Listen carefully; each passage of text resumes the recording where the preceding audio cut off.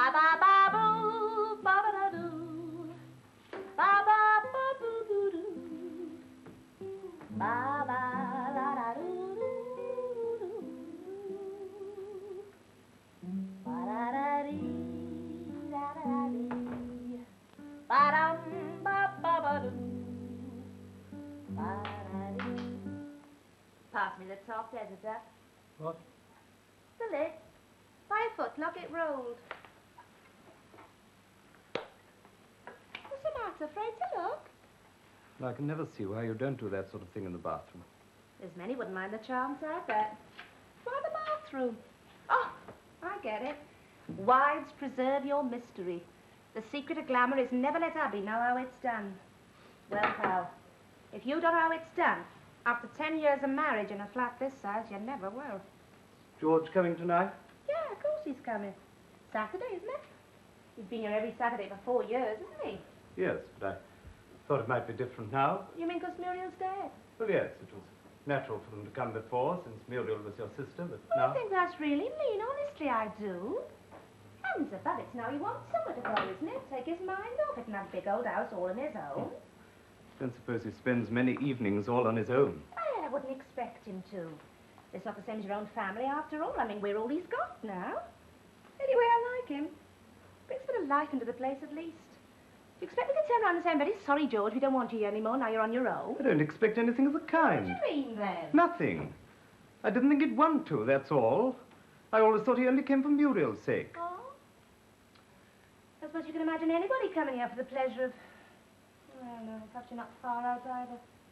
George is the only one of the old crowd who does come now. You put a stopper and the rest of them right enough. I did? What did I do? Nothing, Harry. Just went on being perfectly polite and toffee-nosed and gentlemanly and made them all feel as if they were dropping bricks or H's or something. I don't understand this. Look, I never at any time raised any objections to your friends coming here. Oh, God.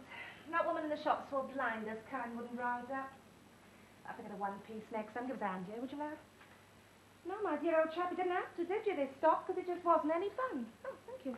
Look, I don't pretend I enjoyed having them here, but I'm quite sure I was never rude. All right. Take it easy. I'm not complaining, am I? They were pretty wet anyway, most of them, only you made them seem wetter than they are. I didn't say you were complaining. You've got it all wrong. I never said a word that was out of place. Harry. Relax, will you? You don't have to say anything to anybody for him to know how you feel. You're as easy to deceive as that blooming Windsor. Harry, love, I'm not blaming you. I'm not fussing. I don't mind. You can't help being a stuffed shirt. I can't help being like I am. So, okay. I mean, we've got to live together, so have millions of other people, so that's all there is to it. It's one of your favorite fallacies, Stella, to assume that you see through me, as you call it. Women always like to think that about themselves. All right, love, I don't. You're a great big mystery man, the Lone Ranger. That's not my point.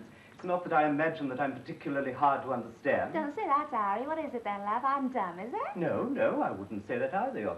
You're shrewd enough, Stella. Your own way, for your own ends. Just insensitive, that's all. Oh, did you hear that? Insensitive. Let's put you in your place, my girl. Hey, that's George! George! Come on up, love! Come on, darling. What's up there for? George? How's the old Stella then, eh? Hey, come on. Now give us your coat. Oh, what have you got in here then? A couple of cautions or Oh, what? better than that. Celebration.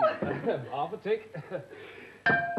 I got some good news. I bet I know. I bet you don't. You found somebody to put up the money for that garage. Oh, no. If it had been that, it'd have been champagne. Well? I've got a flat.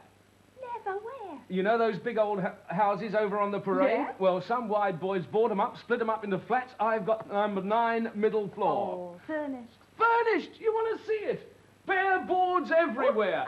Cloink, cloink, that's the cistern having hiccups. And the wallpaper, it's a lovely khaki drab. Never mind. I'm getting it all painted up, toot sweet, and I'm moving my stuff in on Saturday week. You'll never get all your stuff into a flat. I know. I wish you'd come and have a look at it, Stella, and take anything you like. That's what Muriel would have wanted. Thank you, love. It's very good of you. Yeah, I should be glad to be shifting. Oh, that place of ours, you know, everywhere I look, there's something of Muriel's. Yeah, I know. It's the best thing you could have done. It's always worse for a man, I always think. Yeah. Still, I wish it had been our own house, though. That old bag will be able to make a packet now.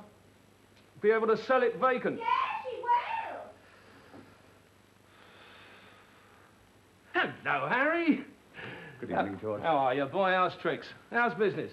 Oh, not too good lately. Oh? Why is that? Don't anybody want their pictures taken anymore? What's the matter? Are they getting all modest or something? Well, there are 3 reasons for it as far as I can see. One is that the whole area's deteriorating. These new people from the factories want the cheapest likeness they can get. The second is that they're all buying box cameras. The third, of course, is the multi-photo studio that's opened up in Queen Street.